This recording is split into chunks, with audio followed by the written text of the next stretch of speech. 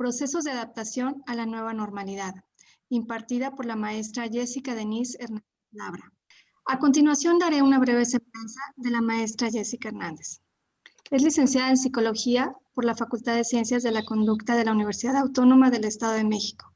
Especialidad en Clínica Psicoanalítica, Freud-Lacan. Maestría en Violencia y Subjetividad del Sujeto por el Colegio de Saberes.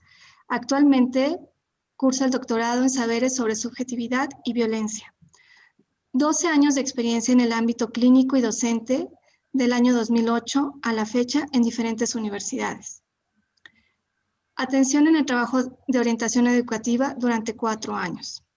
Trabajó en el módulo de violencia dentro del Hospital Adolfo López Mateos en el año 2016. Cofundadora de Freud a la letra.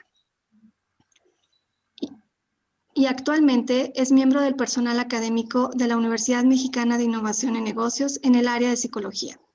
Y con ustedes, la maestra Jessica Hernández. Muchas gracias. Buenas tardes. Bueno, pues primero agradecer la invitación nuevamente a la universidad. Me es muy grato estar esta tarde un ratito con ustedes y poder hablar un poco de un tema que, pues que para el momento es relevante y es necesario que podamos hablarlo, ¿no? Entonces, pues repito, agradecer nuevamente la invitación y el hecho de que tengamos la oportunidad de expresar parte de nuestro sentir y parte de lo que también ustedes puedan compartir en relación a pues esta nueva normalidad, ya le podemos llamar así. Bueno, muy bien, si iniciamos con la siguiente. Muy bien, pues el objetivo va a ser justo reconocer la importancia de aprender a vivir como diría Derrida, en la experiencia que implica estar en contacto con este tiempo. Un tiempo en el que la situación y la condición cambió, lo sabemos muy bien, de un instante a otro hubo un cambio determinante, y bueno, va a ser como hacia allá, hacia donde vamos, ¿no? Ante las nuevas condiciones de vida, utilizando técnicas con una base psicológica. La idea es revisar un poco qué fue lo que pasó, en dónde nos encontramos, es decir, voy a empezar desde, pues primero hacernos la pregunta, ¿dónde estoy ahora y cómo llegué a este punto? Para ello, tendríamos que ver un poco algo que se llama en psicología y que seguramente ya conocen, que es el concepto de duelo. Poder saber qué pérdida y qué pérdidas hemos tenido durante este tiempo. En diferentes sentidos, pérdidas en relación a nuestro espacio, de pronto a la libertad, entre comillas, a la dinámica que solíamos tener. Ya lo vamos a revisar un poco, ¿no? Pero voy a iniciar con la parte del duelo y después vamos a hablar como de todas estas técnicas que justamente nos podrían ayudar a recomenzar o a adaptarnos. Justamente adaptarse tiene que ver con ponerse a la altura de las circunstancias. Entonces, va en ese sentido. Hablar un poco de lo que está pasando, de lo que estamos viviendo ahora, poderlo poner nuevamente en palabras y de ahí pasar a algunas técnicas que les voy a sugerir. ¿Sí? ¿Seguimos? Entonces, bueno, empezamos justo con esto, ¿no? Con el duelo, que es el proceso psicológico que se produce tras una pérdida, una ausencia, muerte o abandono. Fíjense bien, estamos diciendo es el proceso psicológico, es decir, lo que vivimos se pasa de a poco, vamos a decirlo así, ¿no? No es tan rápido que nuestra mente y nuestra propia capacidad de reconocer lo que estamos experimentando lo haga en automático. Requerimos ese tiempo en el que se van acomodando ciertos procesos. Y entonces vamos comprendiendo lo que se va viviendo en el día a día. Y en esa experiencia no es un proceso que se dé porque ya se determinó, porque se decidió, porque un día nos pudieron decir, ¿sabes qué? La decisión es que te quedes en casa y punto. Y entonces uno se queda en casa y punto. Realmente el proceso interno requiere de este tiempo, ¿no? Y es algo con lo que voy a estar dando un poco de vuelta para que podamos pensarlo y repensarlo, ¿no? El proceso.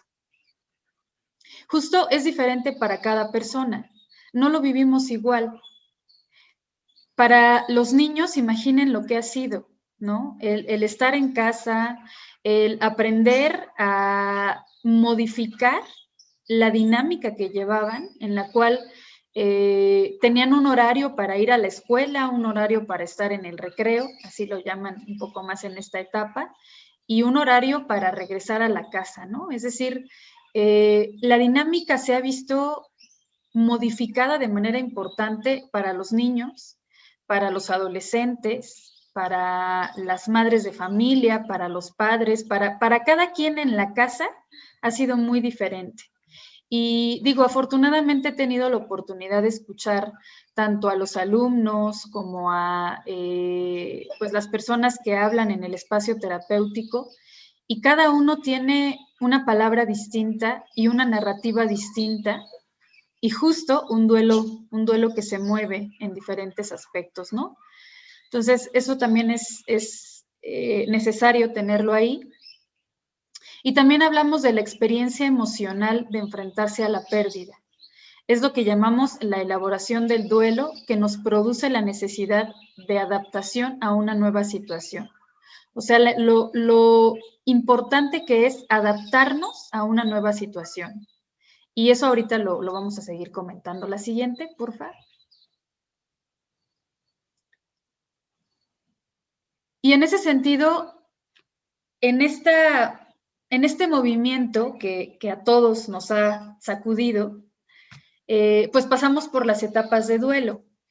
Lo primero que vivimos pues fue la negación como cualquier duelo. Recordemos que los duelos tienen que ver con la pérdida, sí, y hay de duelos a duelos, y hay de pérdidas a pérdidas. Es decir, muchas veces ubicamos más el duelo relacionado a la muerte, pero no solo en la muerte, en los cambios, en esta parte que estamos experimentando ahora con el encierro, entrecomillado, ¿verdad? También.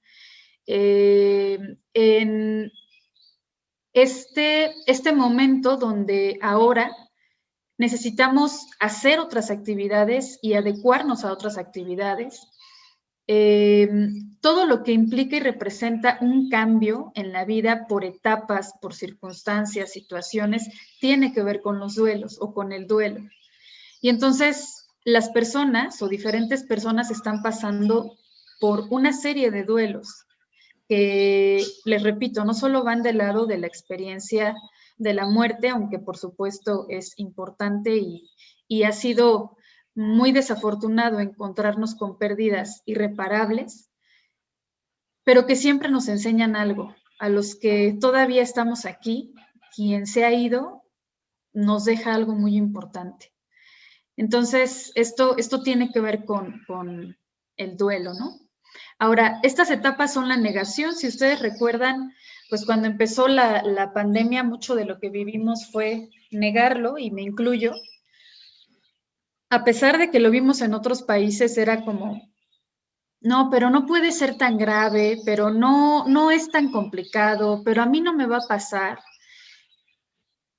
Y cada vez se acercó más a nosotros, cada vez se acercó más al punto en que seguramente muchos de los que estamos aquí conocemos de alguien que se contagió, o alguien de nosotros ya se contagió, ya pasó por la enfermedad, o alguien tuvo que irse, ¿no?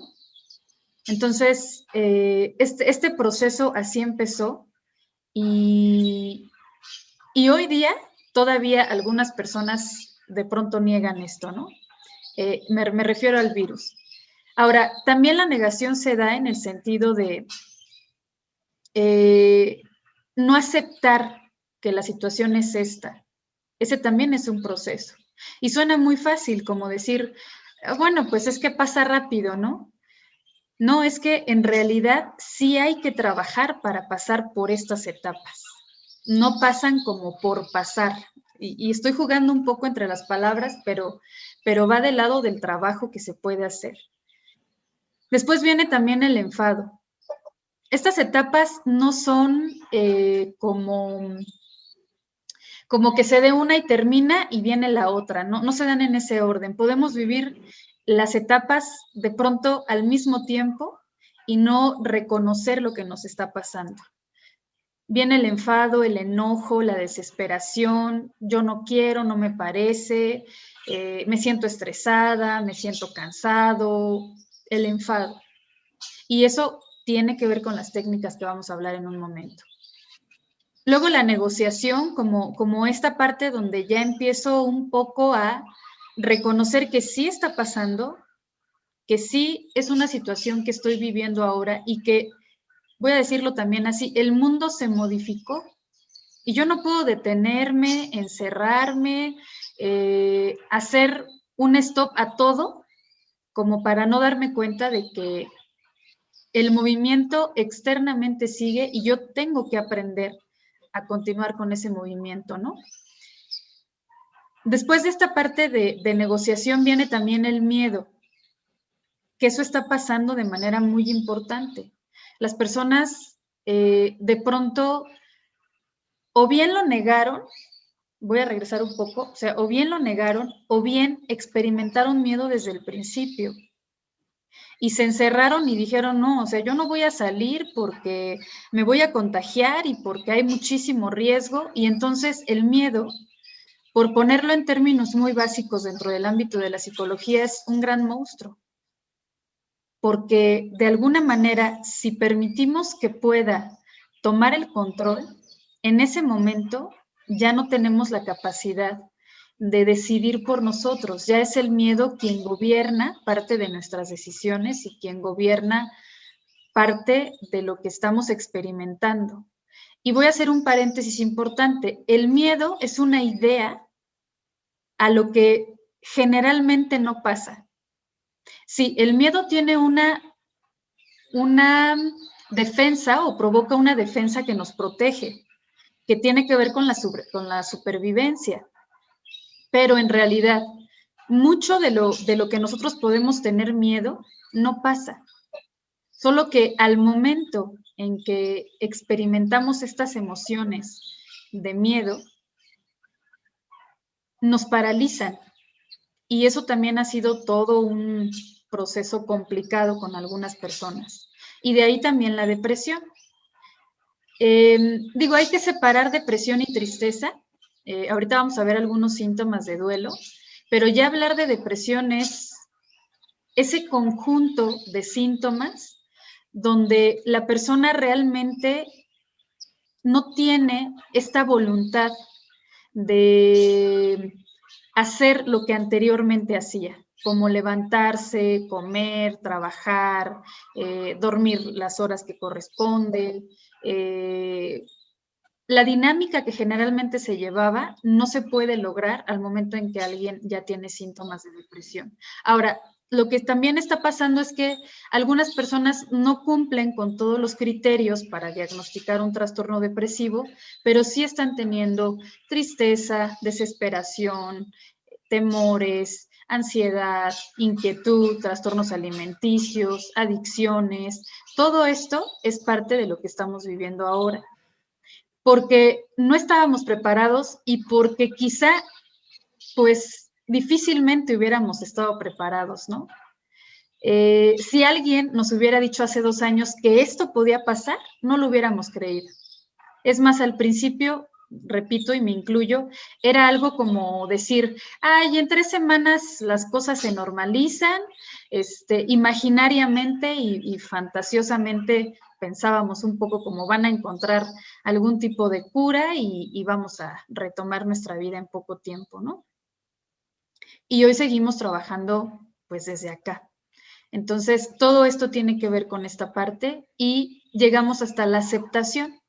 Para que uno llegue hasta la aceptación, entonces sí ya necesitamos de un trabajo que nos permita llegar hasta la aceptación en relación al duelo. Es decir, darnos cuenta, esto es lo que hay ahorita y es como un poco hacia donde va la conferencia, esto es lo que hay ahorita. Y con esto que hay ahorita es con lo que yo voy a trabajar. Siento desesperación, siento tristezas, no puedo dormir, estoy comiendo de más, estoy comiendo de menos.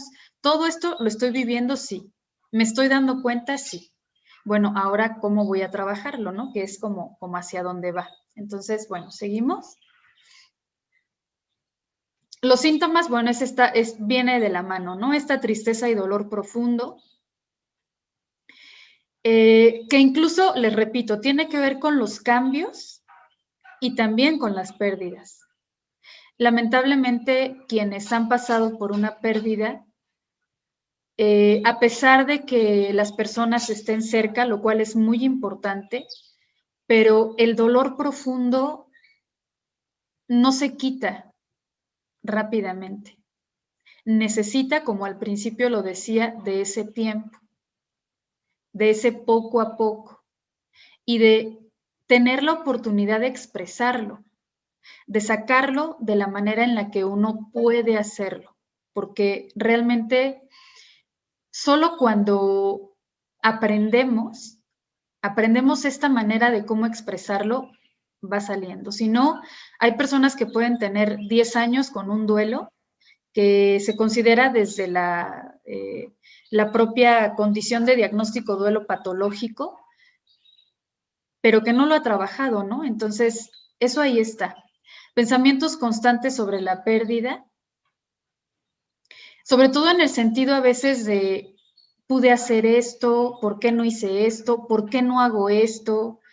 Cualquier tipo de pérdida, tanto, les repito, la de muerte como la que estamos pasando ahorita, en diferentes sentidos, económico, salir, ¿no? Había personas que se acostumbraban y tenían la oportunidad de salir, de hacer una serie de actividades. Imaginen, por ejemplo, los deportistas que ya tenían como cierto ritmo y tuvieron que moverse también a esa parte. Es decir, si tuviéramos la oportunidad de escuchar a cada persona, vamos a decirlo también así un poco jugando a que se puede, ¿no? A cada persona del mundo, todos hemos pasado por alguna pérdida en diferentes formas y nuestra dinámica cambió, ¿no?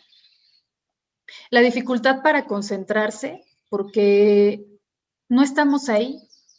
Si mi pensamiento está ocupado tratando de buscar, de resolver, de arreglar algo, si yo, por ejemplo, también me estoy encargando de cuidar a alguien y esa persona ha sido diagnosticada con el virus, todo cambia también de manera importante. Entonces, la dificultad para concentrarse está en diferentes dimensiones y en diferentes ámbitos, pero aunque quisiéramos, no lo logramos como lo hacíamos antes, ¿no? Este desánimo persistente, donde un día me siento bien, 2 días desanimada, otro día me siento bien, otro día desanimada y así. O sea, un vaivén en relación al estado de ánimo. Y sobre todo, cuando ha sido un cúmulo de pérdidas, recuerden, por ejemplo, bueno, en el duelo, no solo es el duelo de lo que estoy pasando ahorita, muchas veces los duelos conectan con otros duelos que ya pasé. Nuestra mente tiene como en el registro una serie de huellitas que se van dando por nuestra historia. Entonces, todos hemos pasado por algún duelo, esta es la vida y nos enseña algo, pero esta falta de interés por la vida se da también porque conecta con otros duelos o porque muchas veces mi pensamiento es, ¿y ya qué sentido tiene mi vida si no puedo vivir como lo hacía antes? ¿No? Entonces, es un poco esto. ¿Seguimos?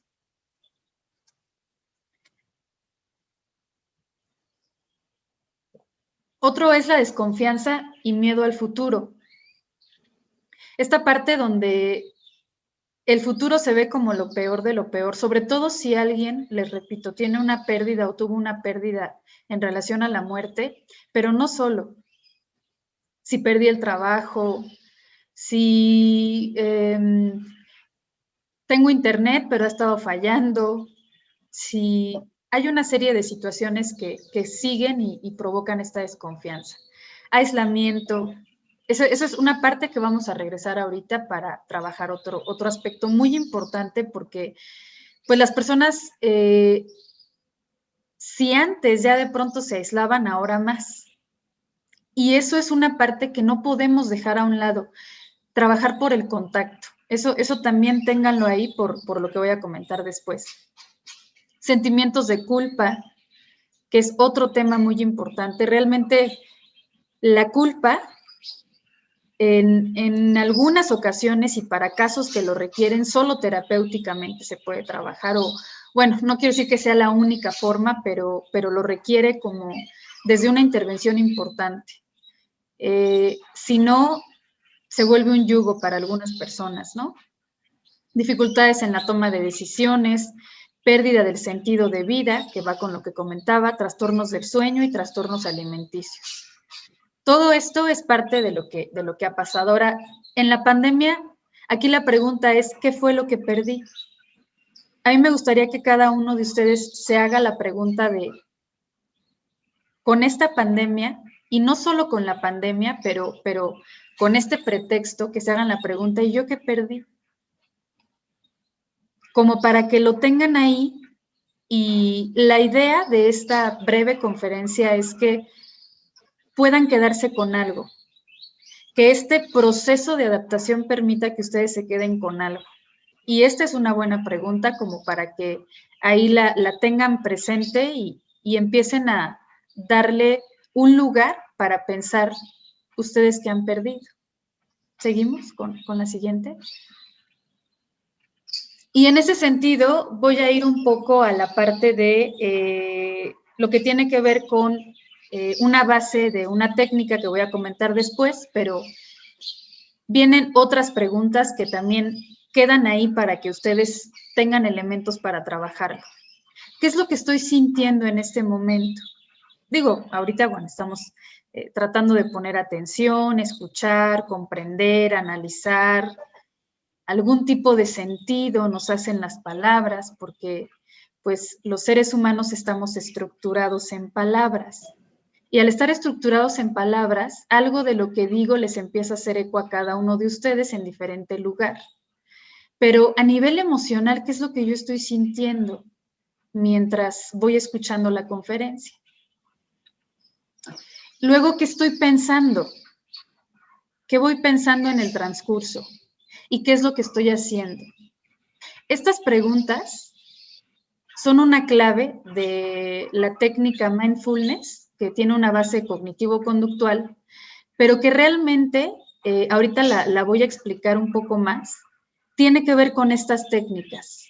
Es decir, si yo me quedo un poco perdida en el pasado, en lo que perdí, en lo que no puedo hacer, enojada, desesperada, está bien, lo siento, sí, pero no me puedo quedar ahí, tengo que tomar el control en algún punto. Y en ese punto regreso a estas preguntas y digo, a ver, ¿qué es lo que yo siento? Ay, pues me siento de pronto enfadada, hablar de lo que siento. ¿Qué estoy pensando y qué estoy haciendo? ¿No? Esto reconecta, porque además digo, para cerrar la idea, y ahí las dejan ustedes igual dándole, si yo aprendo a conectar lo que siento, lo que pienso y lo que hago, si yo aprendo a establecer esta conexión, voy a estar más en el presente y en el contacto tanto interno como externo, que eso es de lo que nos hemos perdido. O sea, de pronto estoy tan en el afuera, tan en la situación de lo que estoy pasando, de lo que me está molestando, de lo que no puedo hacer, de mi estrés, de mi presión, que me olvido de lo que pasa internamente. Entonces, ahí déjenlas como para darle un poquito. ¿Seguimos? Y vamos a la parte justo ya de las técnicas. ¿Qué es adaptarse? Vamos a ver eso. Les decía, tiene que ver con ponerse a la altura de las circunstancias, pero vamos a buscar con qué recursos. ¿Dónde estoy? Aquí, pues a propósito, como una brújula, ¿no? ¿Y dónde estoy yo? ¿Y cómo llegué aquí? Mucho del trabajo terapéutico va en ese sentido. Alguien llega y su mente está de pronto en un desorden interno impresionante y a veces simplemente por hablar, al terminar la sesión te dicen, ya me siento mejor, ya tengo claridad. Solo por hablar, ¿eh? Todavía no hay de pronto intervención, pero hablar, decía Freud, es esa catarsis, esa cura por la palabra. Cura es todo un tema también, hablar de cura, pero esta brújula es importante, ¿no? ¿Y cuáles son mis recursos? ¿Qué es lo que yo sí tengo hoy y qué es lo que no tengo? Recuerden, ¿qué es lo que sí tengo y lo que no tengo? Si no tengo algo, no está. No puedo seguir buscando donde no hay.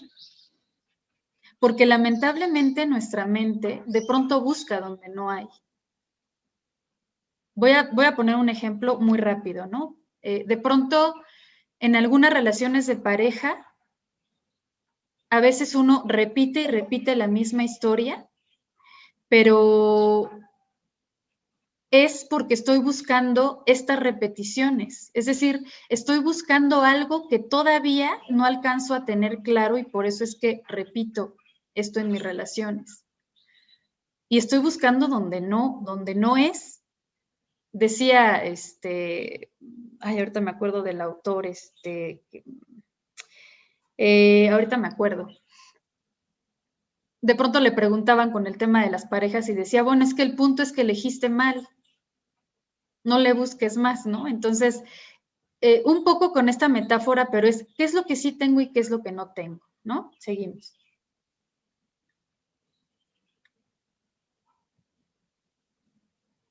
¿Seguimos con la siguiente? Creo que ya se trabó. Ahora, ¿qué hacer con, ahí, un poquito antes? Con la técnica mindfulness ahí, habla de, bueno, si quiere la siguiente y ahorita las explico. Vamos a la siguiente, porque no nos va a dar tiempo. Ahí está. La técnica mindfulness, voy a hablar ahora sí de las técnicas. La diapositiva anterior tenía que ver con las técnicas. Voy a tratar de ir rápido porque el tiempo es breve. La técnica mindfulness habla de la conciencia plena y tiene como base la meditación. No es la meditación, pero tiene como base la meditación. Se refiere a apreciar la experiencia presente, es decir, yo me conecto tanto con el cuerpo como con la experiencia presente. No sé si lo han hecho, pero si ustedes, por ejemplo, comen una manzana y conectan con la experiencia de comer la manzana, saborearla, olerla, disfrutarla, están en ese encuentro con disfrutar comer una manzana, aunque suena muy sencillo, pero es que aprecio la experiencia presente. Si veo el atardecer, si tengo una plática con alguien de mi familia, algunas familias justo ahora han tenido la oportunidad de platicar y comer algo a lo mejor y tener esa experiencia presente. Pero no me olvido de dónde estoy, de mi cuerpo, de cómo estoy sentada, de cómo me siento. Y justo habla de esta reconexión con mi cuerpo y que va del lado de lo que les decía, que estoy sintiendo, que estoy pensando y que estoy haciendo. En ese interjuego donde no me olvido de cómo está mi cuerpo. A veces nos olvidamos, de verdad. Bueno, como al ratito. Y dan las 10 de la noche y apenas voy a comer, ¿no? A pesar de que estamos trabajando en casa. Entonces no me voy a olvidar. Tengo sed, me paro, tomo agua, necesito comer, me doy un tiempo para comer. Necesito hablar con mi hijo, con mi esposo, con mi esposa, me doy el tiempo. Y habla de expresar mis deseos de manera asertiva y la comprensión del ritmo y tiempo de los procesos mentales, lo que les decía al principio. En esta técnica las cosas no pasan ni antes ni después en la vida, pasan en el tiempo que corresponde. Si yo quisiera ahorita que ya fuera de noche, no puedo. Y es un ejemplo quizá muy sencillo, ¿eh? Pero ¿por qué lo digo? Porque a veces quisiéramos que si yo estoy sufriendo algo, pasara rápido y ya estuviera yo sonriente. Hay personas que cuando hablan de su dolor sonríen. ¿Por qué? Porque no pueden decirle a su cuerpo que sí les está doliendo. Entonces, todo tiene un ritmo, es decir, ahorita me está doliendo. Así es natural que me esté doliendo.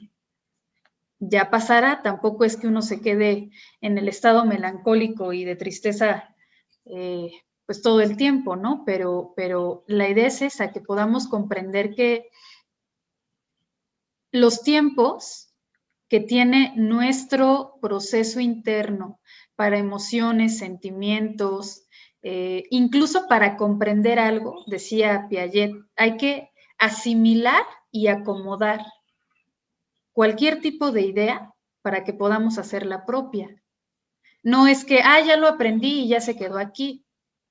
Lleva su tiempo, ¿no? Entonces, todo tiene un ritmo y tiene un tiempo, y en ese sentido va la técnica. Si ustedes tratan de trabajarlo, tratan de regresar a reconectar con el cuerpo, darse tiempo para ustedes,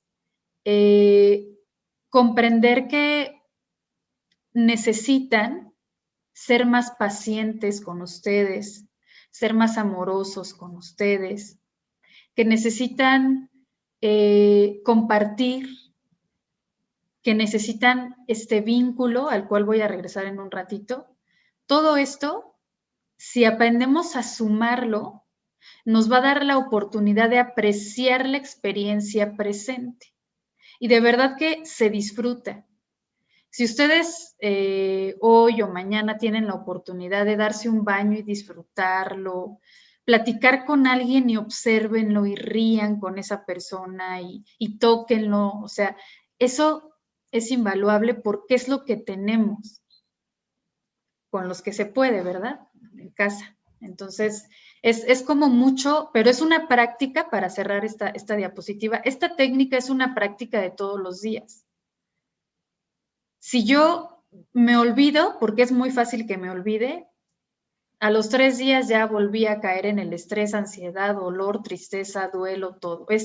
Todos los días tendría que recordarme todo este tipo de aspectos en relación a mi cuerpo, lo que quiero, lo que no quiero, todo esto, ¿no? ¿Seguimos?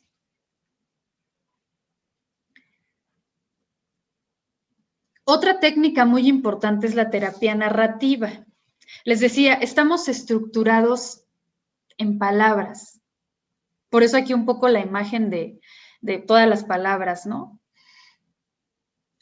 Para que tuviéramos un lugar en el mundo, alguien nos miró y nos puso un nombre y nos llamó y nos habló de cierta manera, con cierto tono, con cierto ritmo, que hoy eso hace eco.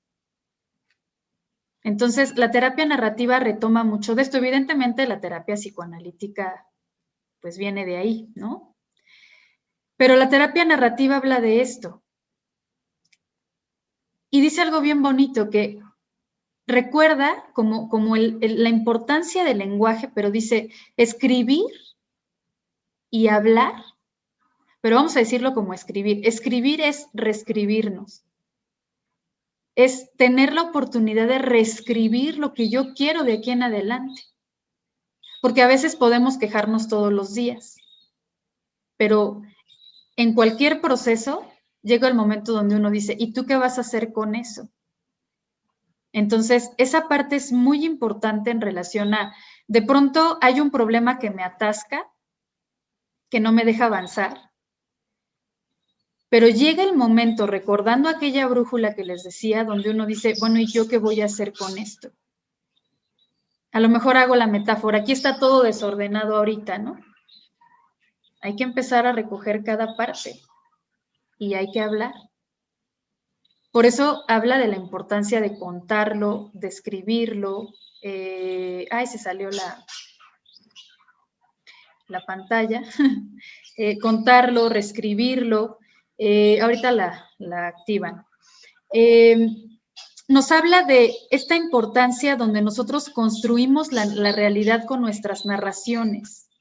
Estas narraciones son las que nos permiten construir la realidad. Y hay que ponerle nombre a las cosas. Estoy sintiendo esto. ¿Y cómo le quieres nombrar? Se vale, ¿eh? En la técnica de la terapia narrativa, si tú le quieres nombrar a tu emoción de otra forma, se vale. Porque pues trabaja con las palabras, ¿no? Nos dice que el significado que por supuesto hemos construido tiene que ver también con nuestra cultura, con lo que nos enseñaron. Pero yo me apropio de ello. Y cuando me apropio, o sigo por ese sentido o le doy otro sentido. Y busco una manera distinta para nombrar, para lograr esta parte de hacer una narración diferente. Entonces, ¿a qué voy con esto? A que uno, en caso necesario, si lo requieren, escriban. Eso ayuda mucho a ver qué está pasando, por qué me estoy sintiendo de esta manera. Y de verdad, si alguno lo ha hecho escribir, te lleva al final del relato, ya sé por qué, ¿no? Y en otros casos, hablarlo.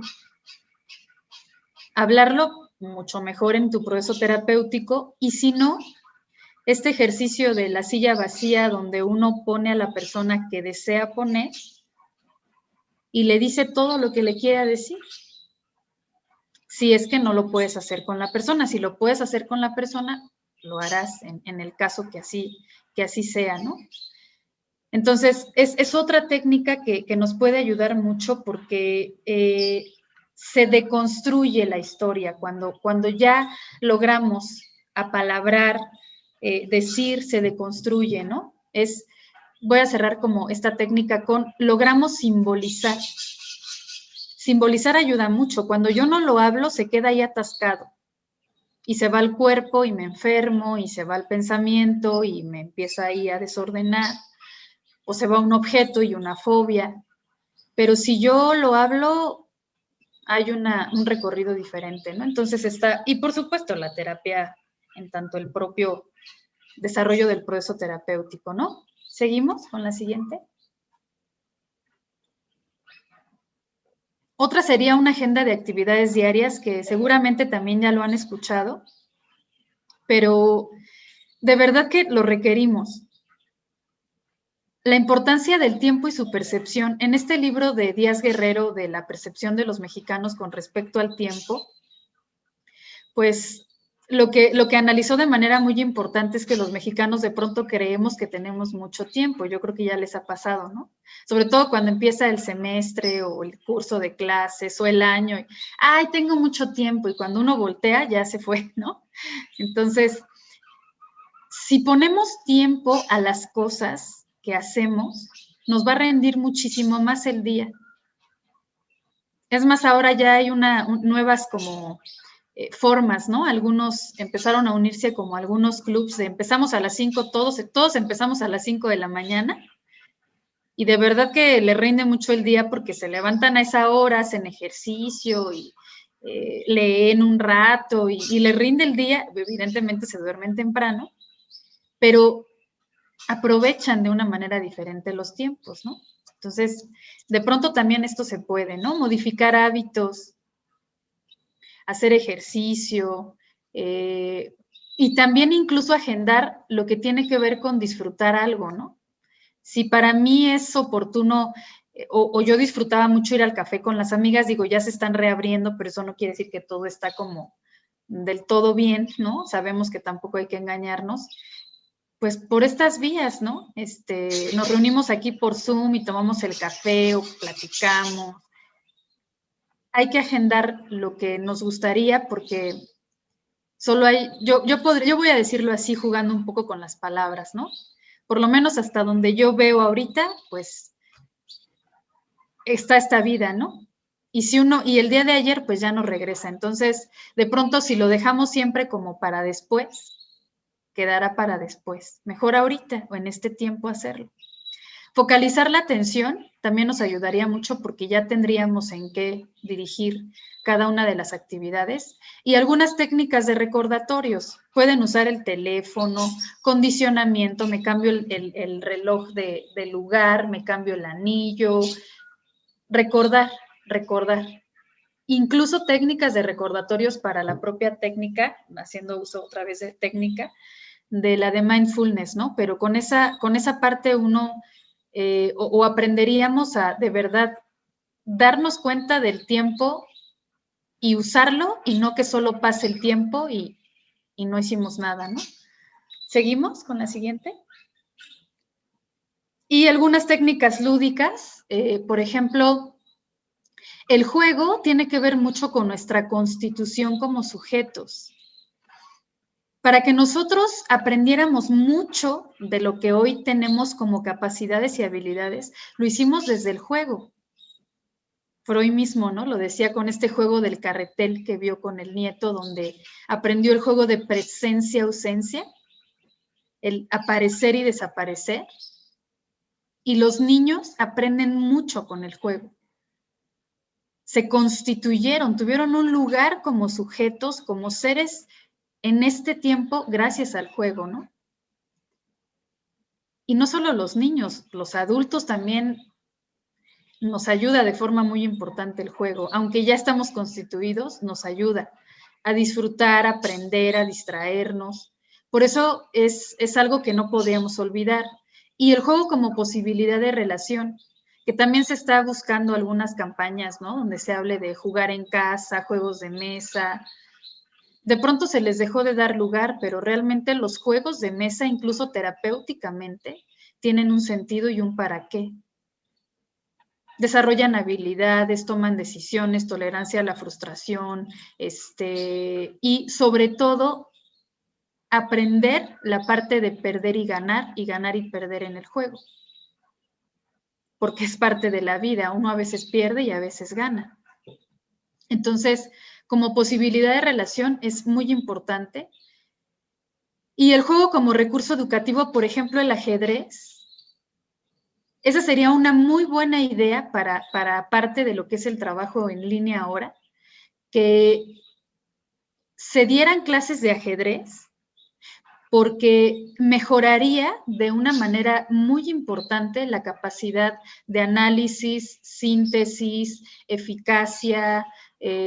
Hay una serie de habilidades que se desarrollan con el ajedrez, porque además es una metáfora también de la vida, que en otros países se dan clases y los alumnos tienen ventajas reales en capacidades educativas gracias al juego de ajedrez. Entonces, esa sería una muy buena idea.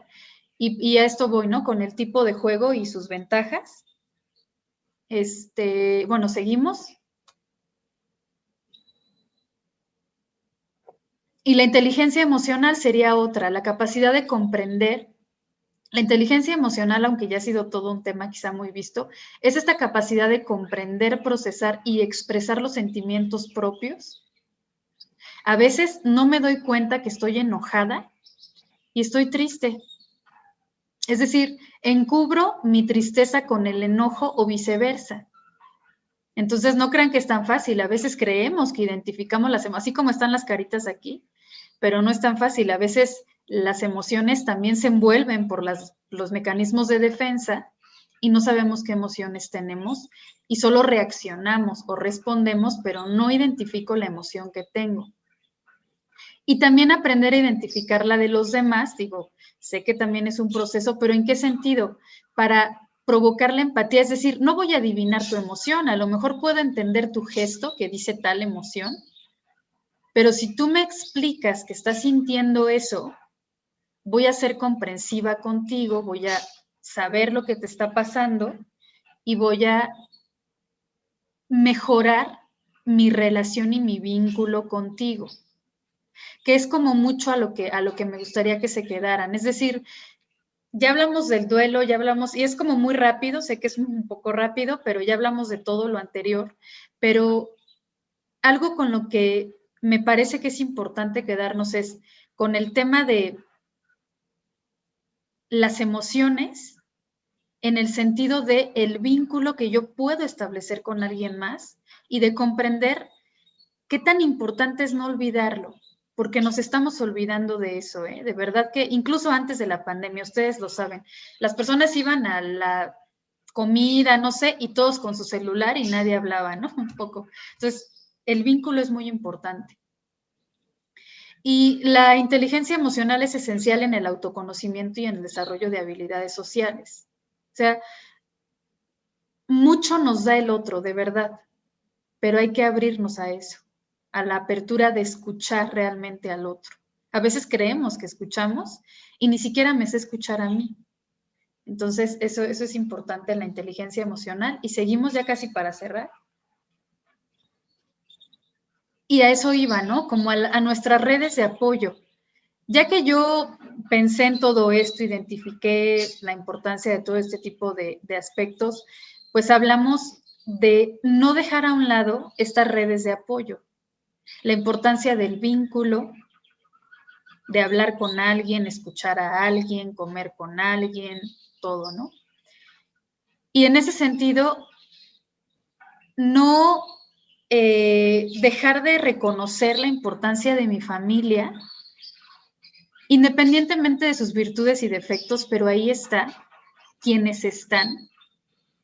Entonces, que yo pueda pedir ayuda, porque a veces tampoco somos capaces de pedir ayuda, y saber que ahí estarán a la manera que puedan. A mis amistades, el valor de un amigo, el valor de una amiga es muy importante, sobre todo en este tiempo donde uno necesita de esa parte. Así como un poco, ¿no? O sea, tú tocas la mano de alguien más y entonces te sostiene, te acompaña, es un poco como hacia lo que va las redes de apoyo.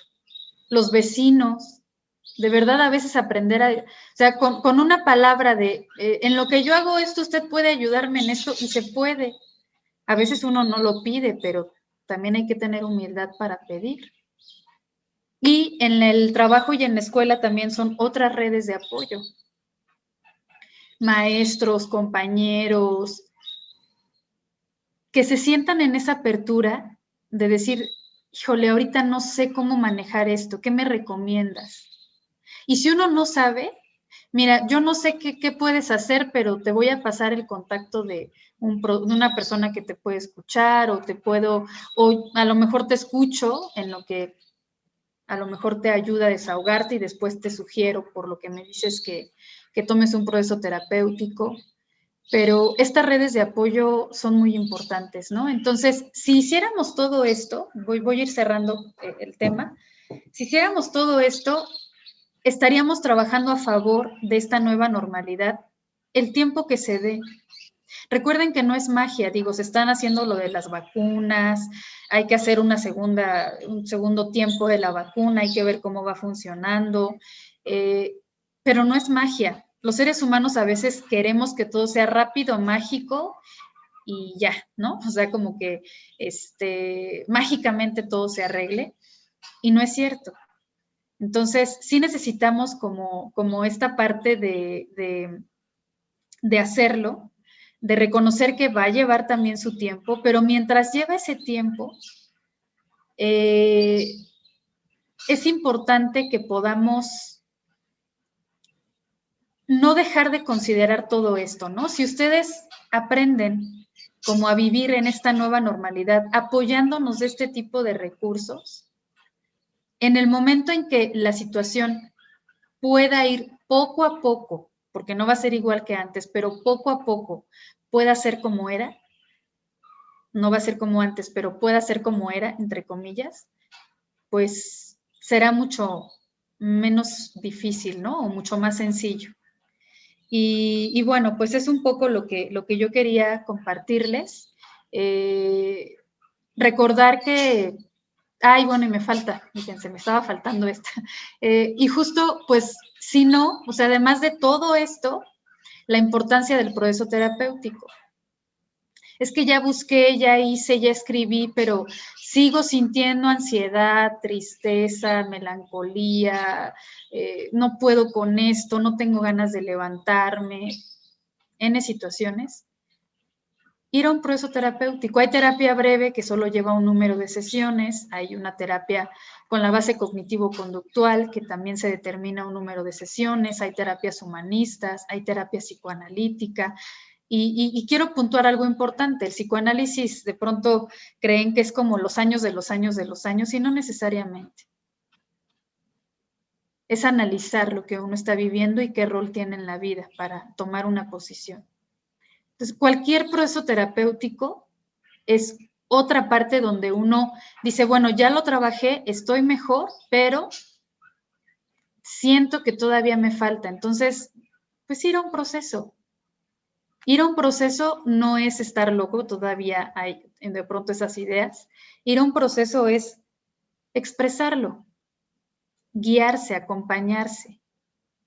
Y es como esta la idea, ¿no? Entonces, cerrando ahora sí, pues iba en ese sentido, ¿no? La idea de la conferencia es hacer un breve recorrido a dónde estamos, qué estamos viviendo, cómo nos sentimos y proponerles un poco de algunas técnicas para estar un poco más tranquilos y más en contacto con nosotros y también con las personas que aún están con nosotros.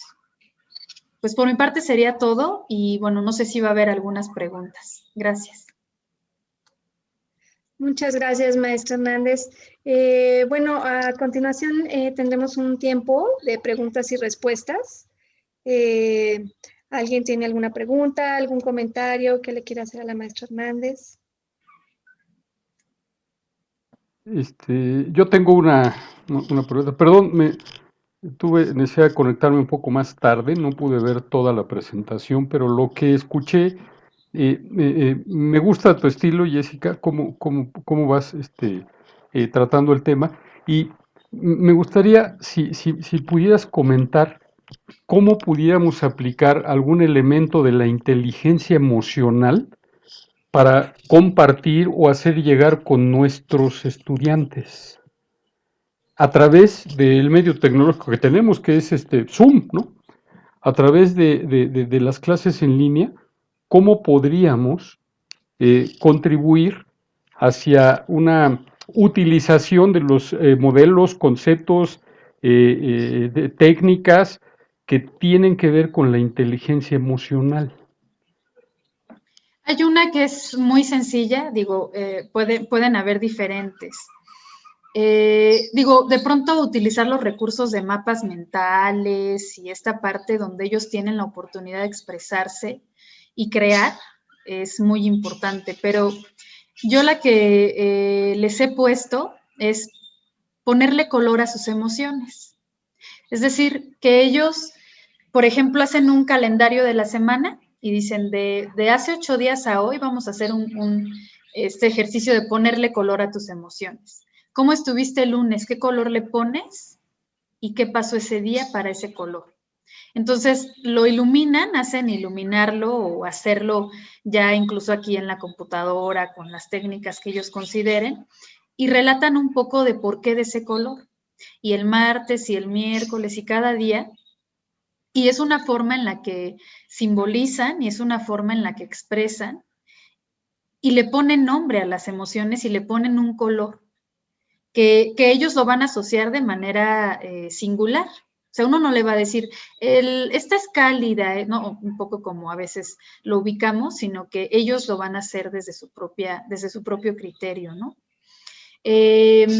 También podemos pedirles que elaboren una caja y que sea una caja donde ellos puedan elaborar algunos objetos que les permitan expresar esas emociones. Y puede ser algo que trabajen durante incluso un mes. Y ellos pueden elaborar una semana algo, un dibujo, a lo mejor crean algo diferente, a lo mejor hacen algo de papiroflexia. No sé, de verdad, regresar un poco a utilizar las manos, a crear algo y ponerle ese nombre les ayuda. Y luego hacerlo en interacción, es decir, hablar de cómo lo hicieron y que ellos escuchen también a sus compañeros y que ellos hablen, o sea, le digan, por ejemplo, yo luego les pido que interactúen entre ellos y le digan al compañero qué sintieron cuando habló de su emoción, para no dejar de olvidar esta importancia del vínculo, de la relación, de la interacción. Y les gusta mucho, ¿eh? Además de que es regresar como a utilizar el recurso práctico, regresan a ellos mismos para expresarlo, pero también no olvidarse del otro, porque me preocupa un poco eso, ¿no? Igual y por eso insistía en esta parte de la relación, porque algunos chicos hoy prefieren, y así es el relato, yo quiero estar en casa, no hablar con nadie, y estoy mucho mejor así, ¿eh? Y me preocupa un poco, ¿no? Entonces eso es como la parte de que ellos también interaccionen. Cuando a veces les estoy dando clase y ellos interactúan un poco en algo, es mucho mejor que lo continúen trabajando, ¿no? Sería alguna de la que te podría sugerir. No, muchas gracias. Oye, una última petición. ¿Nos puedes compartir, no sé cómo nos puedan hacer llegar a través del correo, tu presentación? Sí, claro que sí. Si quieres por mi correo, lo comparto por el chat y Ándale. ahí me pueden escribir también. Va, va.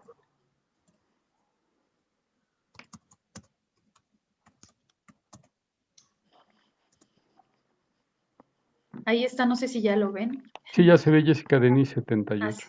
Así es. ¿Alguien más que tenga alguna otra pregunta o comentario?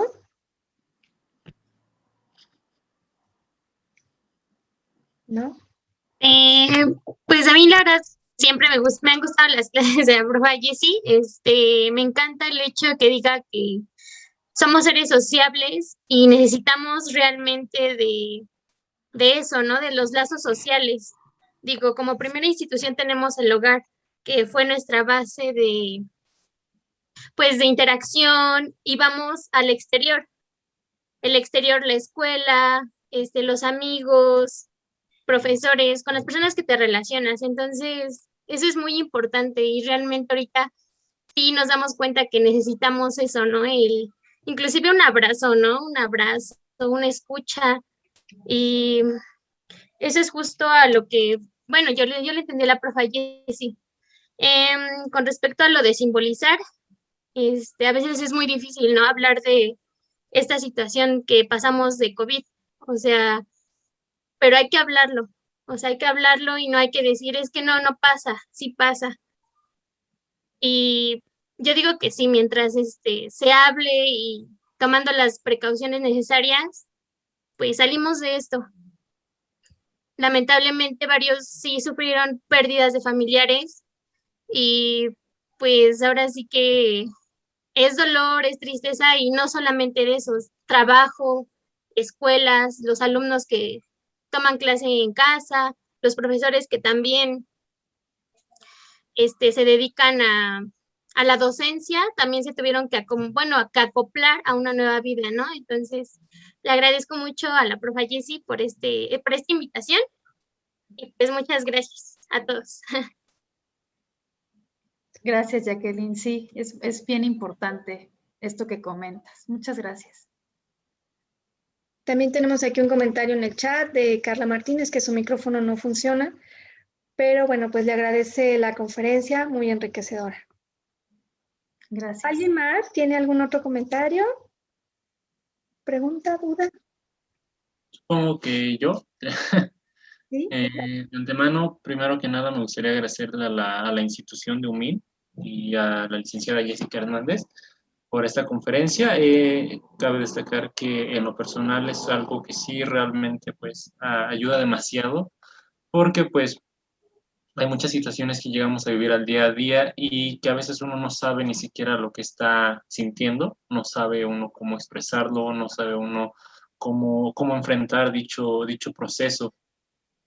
Cuando me dieron esta invitación, supuse que era un tema completamente distinto, pero pues le agradezco muchísimo a usted, licenciada Jessica Hernández, muchísimas gracias a la Universidad Mexicana de Innovación y Negocios por habernos hecho esta invitación, por cuidar de sus estudiantes, y pues muchas gracias de antemano porque sí son cuestiones que realmente nos involucran a nosotros y a nuestros familiares, porque todos al menos hemos tenido un familiar que, aunque él no se dé cuenta, sí está pasando por esta etapa de duelo, de que a pesar de que no está faltando a lo mejor un familiar, o sí está faltando un familiar, a veces también es el duelo de nuestra propia libertad, ¿no? Que a veces uno sí quiere salir, uno sí se siente, tiene claustrofobia, uno tiene el detalle que es muy sociable y le quitas esa parte, entonces sí como que empieza a afectar sin darse uno cuenta de esta situación. Pues de antemano, pues muchísimas gracias. Muchas gracias, David. Muy importante también lo que expresas y qué bueno que digo, quizá el tema no iba como a lo que pensabas, pero afortunadamente te da un cierto lugar y sentido a lo que hoy puedes hablar, ¿no? Y gracias, muchas gracias. Buenas tardes. Hola, ¿qué tal? ¿Sí se escucha? Sí. Sí, adelante. Bueno, de antemano nosotros queremos agradecer. Todavía no estamos siendo parte de esta institución. Nos llegó la invitación porque pedimos informes para considerar al UMIN como parte de la formación de nuestro hijo. Entonces, primero es agradecer la invitación para esta plática. Jessica, no teníamos el gusto, pero igualmente hago extensivo pues el agradecimiento hacia la difusión que le das a un tema tan relevante en estos momentos, en esta temporada que estamos viviendo. Y pues bueno, la verdad es que sí teníamos interés en entrar, no solamente para ver cómo lo abordabas, sino por el tema de cómo la escuela también sigue ocupándose de estos temas en cuestión de seguir cuidando, ¿no? La formación de los chicos. Entonces, para mí eran esas cosas que quería mencionar, y como decía, pues el agradecimiento por la invitación, 2, por tu exposición tan clara, y 3, más de lo que hace el UMIN por sus estudiantes. Muchas gracias. Qué bueno que cumplió la expectativa y la verdad es que de pronto el tiempo no permite que uno pueda extenderse un poco más, pero afortunadamente se quedan pensando algunas cuestiones y seguramente si existe la posibilidad de que su hijo pues pueda estudiar también, pensará otras tantas. Yo creo que la oportunidad de estudiar en la vida y de hacerse preguntas es como la gran experiencia que nos da pues la universidad y va mucho del lado de este tipo de conferencias y sobre todo va en el sentido de hacer algo, ¿no? Esta conferencia tiene mucho que ver con qué vamos a hacer, cada uno desde su propio lugar. Ustedes como papás seguramente no ha sido fácil, pero están, ¿no? Y afortunadamente se preocupan y eso habla también de que les importa su hijo o hija, no sé, pero que se preocupan por dónde está y dónde va a estar. Y eso es parte de la función materna y paterna. Entonces, pues un gusto conocerlos también y ya nos veremos seguramente en algún momento. Muchas gracias. Gracias a ustedes. Gracias. Muchas gracias, Jessica. Mucho gusto. Igualmente, gracias. Gracias.